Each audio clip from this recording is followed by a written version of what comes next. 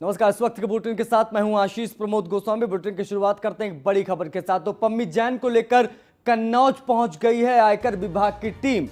सोमवार को पूरे दिन कानपुर के ठिकानों पर रेड मारी गई।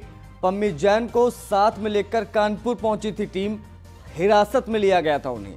आईटी टीम पहुंची थी। पम्मी जैन के भाई और बहनोई के घर पर भी दोबारा रेड पड़ी है। कई बैग संदिग्ध मिले हैं, दस्तावेज और ज्वेलरी बरामद हुई है। तो इस वक्त की बड़ी और अहम खबर आपको बता दें।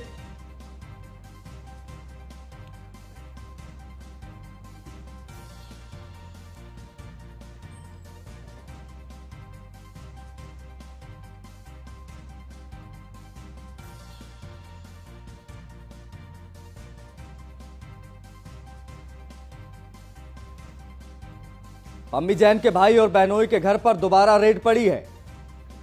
आपको बता दें, अभी देख लीजिए पुष्पराज जैन कौन है। पुष्पराज जैन पम्मी समाजवादी पार्टी के एमएलसी हैं और इसी वजह से पूरा सियासी घमासान छिड़ा हुआ है। चुनाव प्रचार के लिए समाजवादी इत्र इन्होंने लॉन्च किया था। समाजवादी पार्टी के कार्यालय में अखिलेश यादव की मौजूदगी में अखिलेश यादव ने ही इस इत्र को लॉन्च किया था। हाथ में लिए वो इत्र की तस्वीर भी बहुत वायरल हुई थी। 2016 में इटावा फर्रुखाबाद से एमएलसी चुने गए थे। पुष्पराज का परिवार इत्र कारोबार से लंबे समय से जुड़ा हुआ है और इन्हीं के ठिकानों पर अब छापा पड़ा है।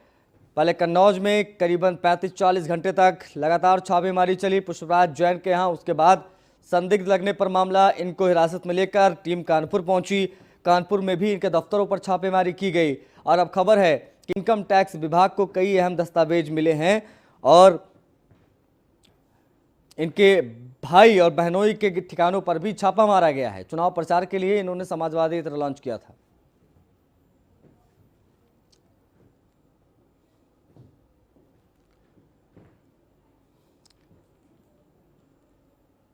तो पुष्पराज जैन वो नाम लगातार। राहुल हमारे सहयोगी ज्यादा जानकारी के साथ कन्नौज से लाइव जुड़ रहे हैं, उनसे बातचीत करते हैं और ये समझना बेहद जरूरी हो जाता है कि जो छापेमारी चल रही है वो किस हद तक और कहां पर पहुंची है।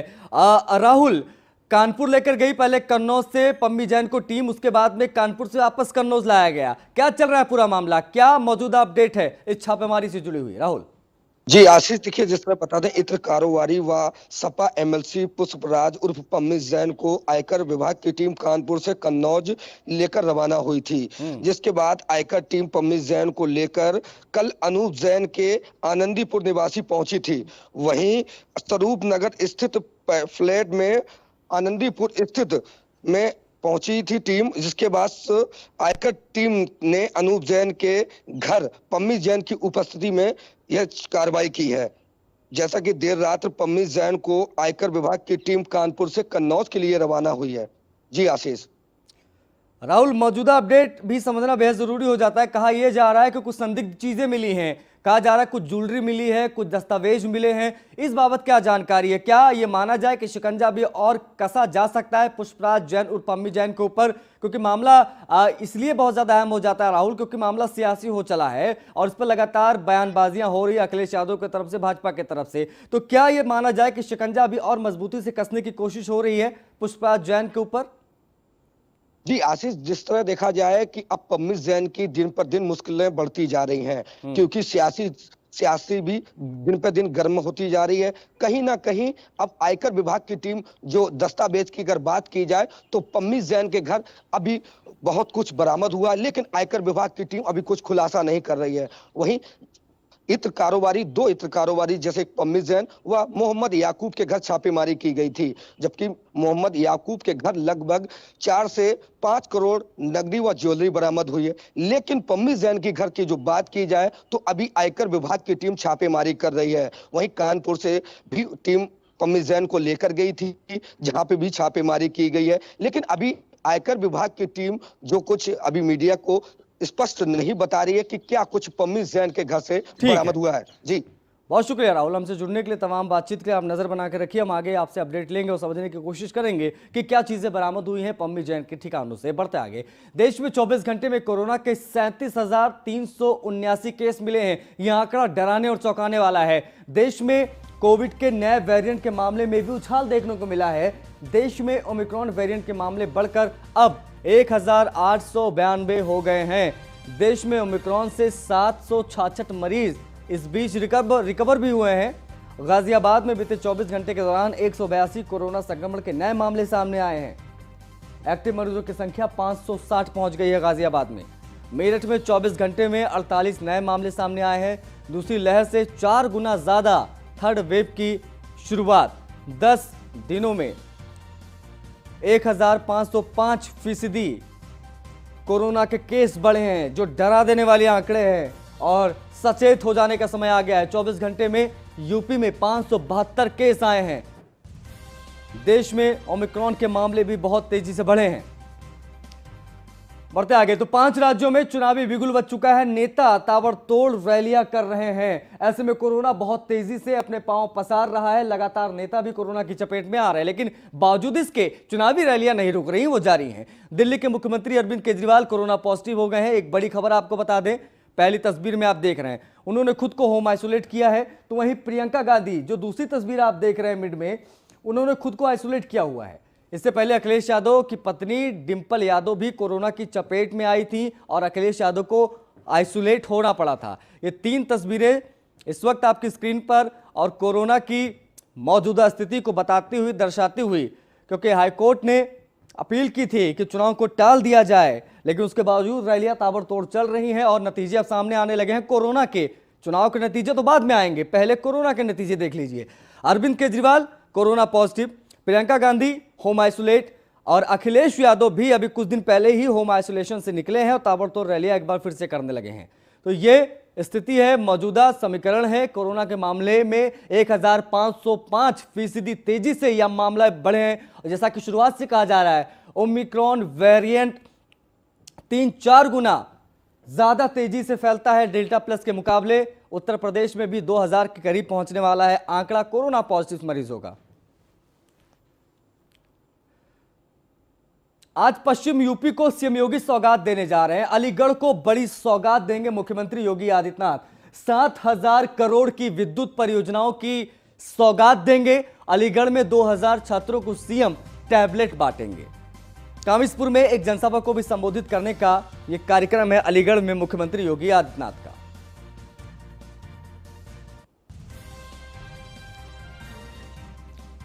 अलीगढ़ को सीएम योगी की सौगात। अलीगढ़ में 2000 छात्रों को सीएम टैबलेट देंगे।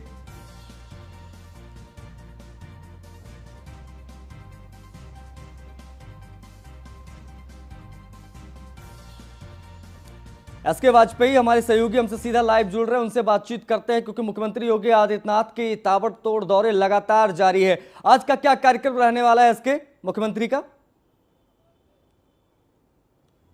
बिल्कुल, मुख्यमंत्री योगी आदित्यनाथ के लगातार कार्यक्रम लगे हैं। जहां पहला कार्यक्रम उनका अलीगढ़ में होगा, जहां हरदुआगंज तापीय परियोजना जो कि 7000 करोड़ की लागत से बनी है, साथ ही साथ 3 अन्य जो सब स्टेशन हैं जो 320 और 132 केवी के, उन पर भी आज मुख्यमंत्री योगी आदित्यनाथ लोकार्पण और शिलान्यास करने वाले हैं। तो ये बड़ी सौगात अलीगढ़ और खासतौर पर पश्चिमी यूपी के लोगों को मुख्यमंत्री योगी आदित्यनाथ देने वाले हैं। इस पूरे लोकार्पण शिलान्यास कार्यक्रम के बाद मुख्यमंत्री योगी आदित्यनाथ जनसभा को भी संबोधित करेंगे। और निश्चित है कि मुख्यमंत्री जहां पूरे प्रदेश भर के लगातार सभी जिलों का दौरा कर रहे हैं और लगातार वहां पर वो योजनाएं जो पूरी हो चुकी हैं वो जनता को सौंप कर रहे हैं। उस क्रम में आज मुख्यमंत्री योगी आदित्यनाथ अलीगढ़ में यह सबसे बड़ी परियोजना वहां के लोगों को सौंपेंगे। और जो दूसरा दौरा है मुख्यमंत्री योगी आदित्यनाथ का, वो सहारनपुर के देवबंद में है, जहां एटीएस का कमांडो सेंटर बन रहा है। 199 करोड़ की लागत से यह सेंटर तैयार होगा और जिसको लेकर मुख्यमंत्री योगी आदित्यनाथ आज वहां यह शिलान्यास करने वाले हैं। हालांकि मुख्यमंत्री योगी आदित्यनाथ ने पहले ही घोषणा की थी कि सहारनपुर में एटीएस सेंटर होगा। लगातार उत्तर प्रदेश सरकार ने उसके लिए काम किया, यूपी कैबिनेट ने इस फैसले को पास किया था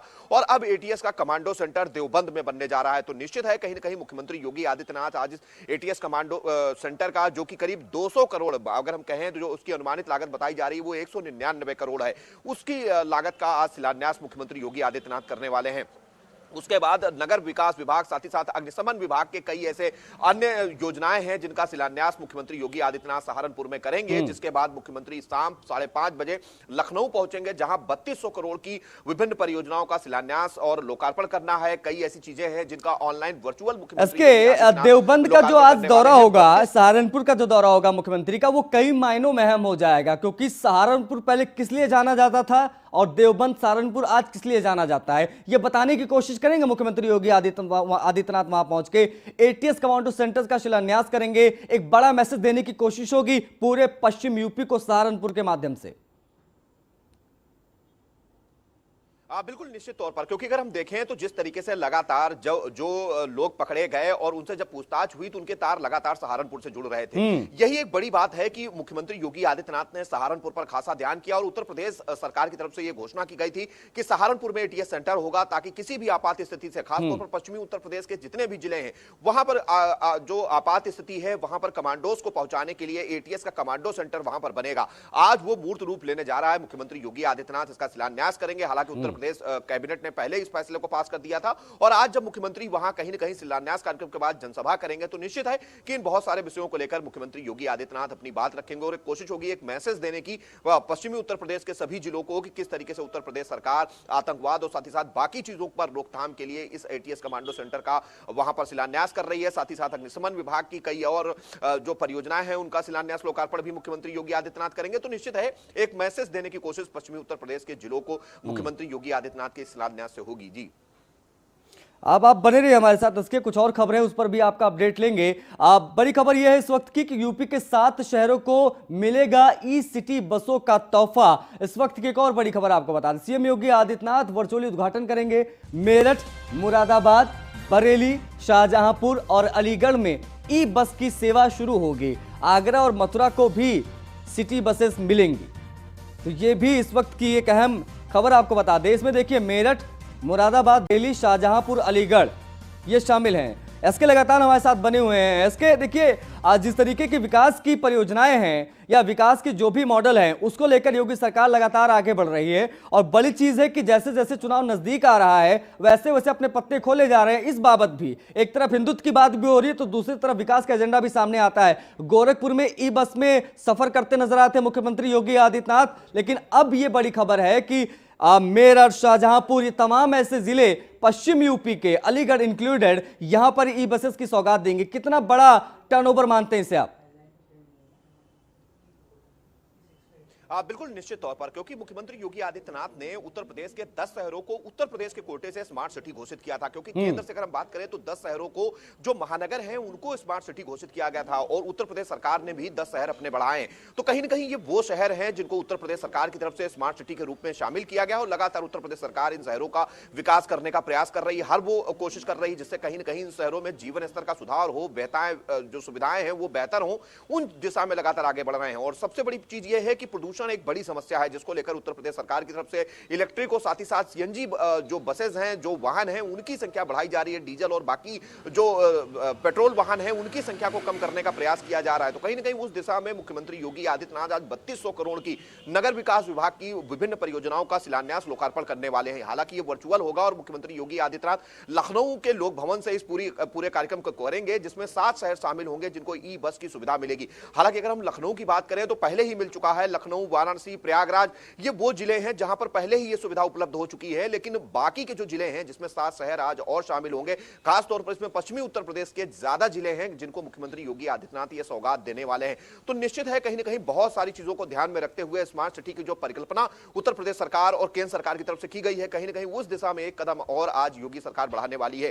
क्योंकि नगर विकास विभाग की तरफ से ये इन बसेस का संचालन होगा जिसमें कहीं ना कहीं पर्यावरण और बाकी चीजों को और लोगों को बेहतर आवागमन की सुविधा मिले, उसकी दिशा में एक कदम नगर विकास विभाग की तरफ से बढ़ाया जा रहा है जिसका लोकार्पण आज वर्चुअल तौर पर मुख्यमंत्री योगी आदित्यनाथ करने वाले हैं। तो निश्चित है कहीं ना कहीं जो स्मार्ट सिटी को लेकर लगातार सवाल उठ रहे थे कि स्मार्ट सिटी का नाम तो जरूर हुआ लेकिन कहीं ना कहीं वो चीजें जो होनी चाहिए थी वो नहीं हो पाई। तो इन बहुत सारे विषयों को लेकर मुख्यमंत्री योगी आदित्यनाथ आज लगातार वो शिलान्यास और लोकार्पण कर रहे हैं।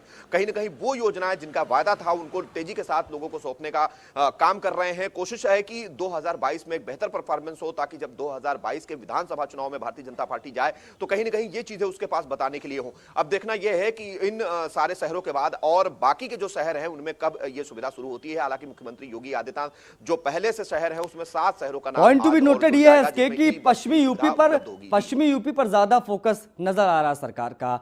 पूरा जोर लगा रखा है कि पश्चिमी यूपी संभल जाए, क्योंकि किसान आंदोलन में जो चीजें हुई थी वो हम सब ने देखी, और वो पेस्ट कंट्रोल करने की एक बड़ी कोशिश है। उस लिहाज से भी देखा जाए तो योगी आदित्यनाथ के ये दौरे बहुत ज्यादा अहम है, ये उद्घाटन शिलान्यास बहुत ज्यादा अहम है। जिलों का नाम लिया जाए तो मेरठ, बरेली, शाहजहांपुर, अलीगढ़, सहारनपुर, ये पश्चिमी यूपी के वो जिले हैं जो निर्णायक भूमिका निभाते हैं पश्चिमी यूपी के उन वोट बैंक को अगर देखा जाए, उसको साथ के अगर बात की जाए तो ये जो उद्घाटन शिलान्यास हो रहे हैं, मुझे लग रहा है कि पश्चिमी यूपी पर विशेष तौर पर फोकस इसलिए किया जा रहा है क्योंकि किसान आंदोलन में बहुत ज्यादा स्थिति गड़बड़ हुई थी, तो डैमेज कंट्रोल की भी बहुत बड़ी कोशिश है। लेकिन ये जो सुविधाएं मिलेंगी, जो ई बस सड़कों पर दौड़ेगी, इससे लोगों को भी बहुत लाभ मिलेगा, इस बात को भी कोई इनकार नहीं कर सकता।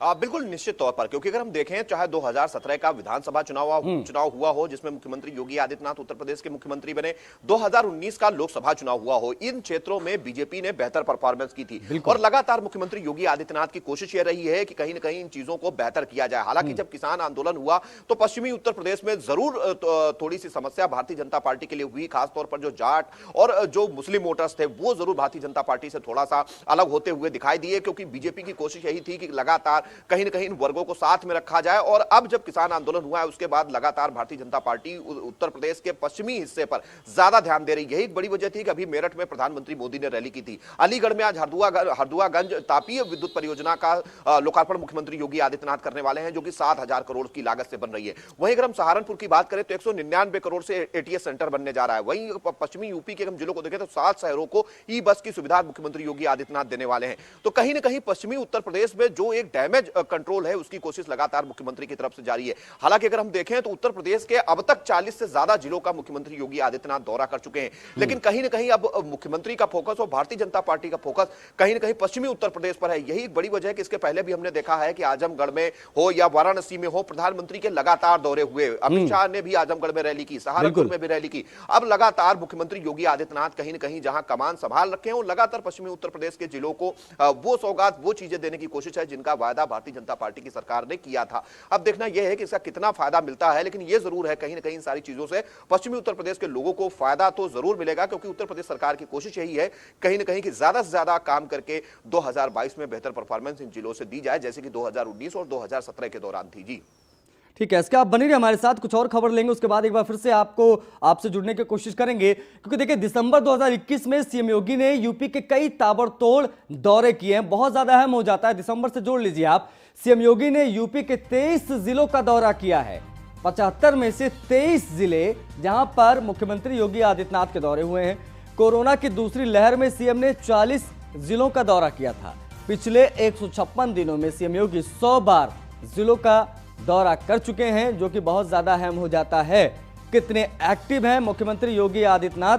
156 दिनों में सीएम योगी 100 बार जिलों का दौरा कर चुके हैं। दिसंबर 2021 के आंकड़े हम इसके बता रहे हैं। मैं चाहूंगा इस पर आप थोड़ा और विस्तार से आप बताएं कि मुख्यमंत्री योगी आदित्यनाथ के ये दौरे, उनकी फेस वैल्यू, उनकी ब्रांड वैल्यू कितनी ज्यादा अहम हो जाती है इस चुनाव के लिहाज से भी देखा जाए, कोरोना के लिहाज से भी देखा जाए, क्योंकि दौरे लगातार कर रहे हैं। 75 जिले उत्तर प्रदेश में एक महीने के अंदर अंदर, कुछ ही दिनों के अंदर 23 जिलों के दौरे कर चुके। ये आंकड़े हम दर्शकों को दिखा रहे हैं लगातार। एसके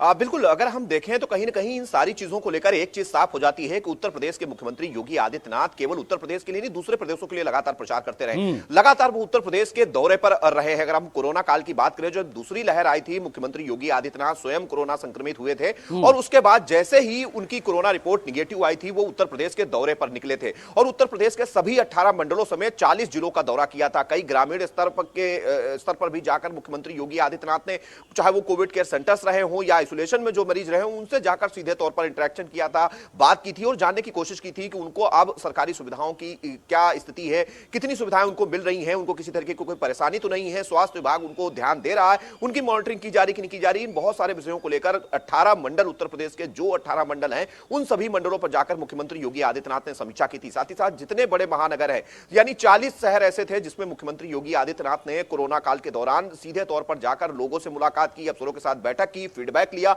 आगे का दिशा निर्देश दिया। यही एक बड़ी वजह थी कि देश का सबसे बड़ा आबादी वाला सूबा उत्तर प्रदेश कोरोना जैसी महामारी से उबरने में कामयाब रहा और धीरे धीरे उत्तर प्रदेश इस चीज से उबरा। और अगर हम अब चुनावी रैलियों की बात करें तो लगातार मुख्यमंत्री योगी आदित्यनाथ उत्तर प्रदेश के दौरे कर रहे हैं। आपने जैसा कि 1 महीने की बात कही, मुख्यमंत्री योगी आदित्यनाथ का यह अभियान सितंबर अक्टूबर से ही जारी है और अब तक वो 40 से ज्यादा जिलों का दौरा कर चुके हैं। उसमें अगर हम देखें तो पूर्वांचल के लगभग सभी जिले शामिल हैं, चाहे वो गोरखपुर हो, कुशीनगर हो, महाराजगंज हो, देवरिया हो, सिद्धार्थनगर हो, इन सभी जिलों में मुख्यमंत्री योगी आदित्यनाथ कई बार दौरे कर चुके हैं और सीधे तौर पर जो योजनाएं पूरी हो चुकी हैं उनको तेजी के साथ सौंपने की कोशिश है और नई योजनाएं जिनको लेकर कहीं ना कहीं भारतीय जनता पार्टी का वायदा था या लोगों की वहां पे जरूरत है, उनको तेजी के साथ शिलान्यास मुख्यमंत्री योगी आदित्यनाथ कर रहे हैं। वहीं अगर हम दूसरी तरफ देखेंगे बुंदेलखंड के जिलों की, तो लगातार मुख्यमंत्री के कार्यक्रम चाहे झांसी रहा हो, जालौन रहा हो, चित्रकूट रहा हो, बांदा रहा हो, उन सभी जिलों में मुख्यमंत्री के कार्यक्रम हो चुके हैं। और अगर हम अवध की बात करें तो चाहे वो लखनऊ हो, कानपुर हो, हरदोई हो, इन जिलों में सीतापुर हो, लखीमपुर खीरी हो, इन जिलों में भी मुख्यमंत्री योगी आदित्यनाथ के दौरे हो चुके हैं। तो अगर हम पिछले 3 महीने के सिनेरियो को देखेंगे, अगर 1 महीने में 23 दौरे मुख्यमंत्री योगी आदित्यनाथ के हैं तो कहीं ना कहीं अगर हम महीने में 30 दिन होते हैं, मतलब सीधे तौर पर मुख्यमंत्री ने एक दिन में 2 से 3 जिलों का दौरा किया है और कोशिश की है कि लोगों की चीजें सुनी जाए, जो उत्तर प्रदेश की योजनाएं हैं उनका लाभ दिया जाए, लाभार्थियों की संख्या बढ़ाई जाए और कहीं ना कहीं 2022 में एक बेहतर परफॉर्मेंस दी जाए। ये बात निश्चित तौर पर है कि कोरोना काल के दौरान एक चीज और है इसके, एक जो जैसा कि आपने उदाहरण दिया कि एक एक दिन में 2-2, 3-3 जिले कवर करते हैं मुख्यमंत्री योगी आदित्यनाथ। एग्जांपल आज की आप देख लीजिए, अलीगढ़ जाएंगे और 2 बजे सहारनपुर में नजर आएंगे और शाम में लखनऊ पहुंच जाएंगे। तो ताबड़तोड़ जो दौरे हो रहे हैं वो जैसा कि आपने एग्जांपल दिया वो यहां पर चरितार्थ होता भी नजर आता है। लेकिन एक चीज बहुत अहम हो जाती है इसके कि चुनाव नजदीक है और बेहद नजदीक है। आचार संहिता 1 हफ्ते में लग जाए, 4 दिन में लग जाए या आज ही लग जाए, कोई पता नहीं। और चुनाव में योगी आदित्यनाथ की साख दांव पर ली गई क्योंकि बीजेपी योगी आदित्यनाथ को पूरे देश में घुमाती है। पश्चिम बंगाल से लेकर कर्नाटक तक वो चुनावी रैलियां करने जाते हैं। ऐसे में योगी का ये देखना बहुत अहम हो जाता है कि यूपी चुनाव में उनकी साख किस हद तक निकल कर सामने आती है। दांव लगा हुआ है। सीधे तौर पर देखा जाए योगी आदित्यनाथ के फेस वैल्यू पर, क्या योगी आदित्यनाथ इस काबिल हैं कि वो यूपी निकाल के एक बार फिर से दिखा सकते हैं? क्या रिपीट हो सकता है यूपी में? ये बड़ी चुनौती होगी योगी आदित्यनाथ के लिए, शायद इसीलिए ताबड़तोड़ दौरे। बिल्कुल निश्चित तौर पर, क्योंकि अगर हम देखें तो एक मुख्यमंत्री के तौर पर सीएम योगी आदित्यनाथ वो अकेले बीजेपी के स्टार प्रचारक हैं जो न केवल उत्तर प्रदेश बल्कि दूसरे प्रदेशों में लगातार प्रचार करते रहे। चाहे हम पश्चिम बंगाल की बात करें, दक्षिण के लगातार कई जिलों में, चाहे पश्चिम बंगाल हो, कर्नाटक रहा हो, आंध्रा रहा हो, मुख्यमंत्री योगी आदित्यनाथ ने लगातार प्रचार किए हैं। वहीं अगर हम बात करें पूर्वोत्तर के राज्यों की, तो लगातार चाहे अरुणाचल, मेघालय, जितने भी उधर के राज्य हैं जहां जहां चुनाव हुए, केरला तक मुख्यमंत्री योगी आदित्यनाथ प्रचार करने गए क्योंकि उनकी एक अपनी छवि है और सीधे तौर पर वो कंटर हिंदूवादी छवि के रूप में जाने जाते हैं।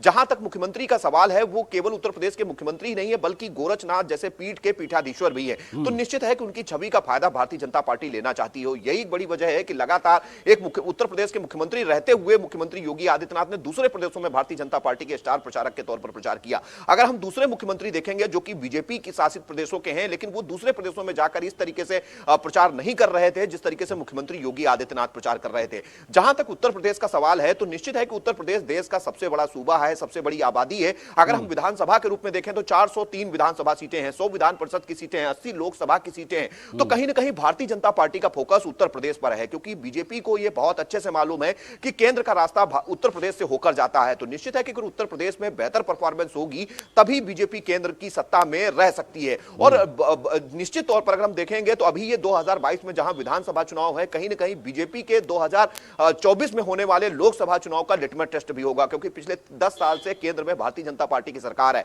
तो निश्चित है कि बीजेपी की कोशिश यही होगी कि उत्तर प्रदेश में बेहतर परफॉर्मेंस दी जाए। हालांकि प्रधानमंत्री मोदी और गृह मंत्री अमित शाह जो बीजेपी के चाणक्य माने जाते हैं, वो लगातार ये कहते रहे कि मुख्यमंत्री योगी आदित्यनाथ ही 2022 में यूपी के सीएम का चेहरा होंगे और भारतीय जनता पार्टी उन्हीं के चेहरे पर चुनाव लड़ेगी। तो निश्चित है कि मुख्यमंत्री योगी आदित्यनाथ पर दबाव जरूर होगा क्योंकि उत्तर प्रदेश से लेकर केंद्र तक भारतीय जनता पार्टी की सरकार है और दूसरे प्रदेशों में मुख्यमंत्री ने जहां जहां प्रचार किया तो निश्चित है कि बीजेपी का वोट प्रतिशत वहां पर बढ़ा है।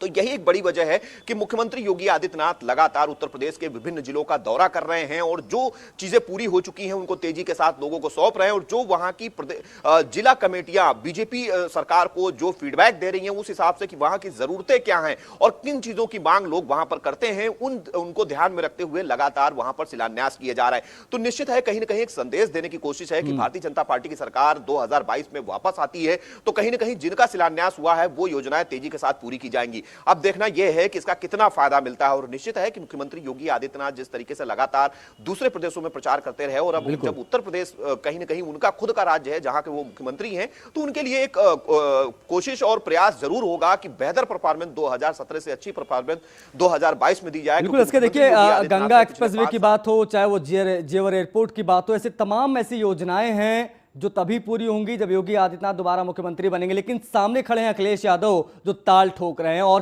कड़ी चुनौती दे रहे हैं हर एक मोर्चे पर योगी आदित्यनाथ को। तो चुनावी जो फाइट है वो बहुत ज्यादा जबरदस्त देखने को मिलेगी आने वाले दिनों में। अब बहुत शुक्रिया इसके हमसे जुड़ने के लिए, तमाम मुद्दों पर हमसे बातचीत करने के लिए। तो विधानसभा चुनाव को लेकर बीजेपी ने कमर कस ली है। आज से बीजेपी का घर घर कुमकुम चंदन वाला अभियान शुरू हो जाएगा।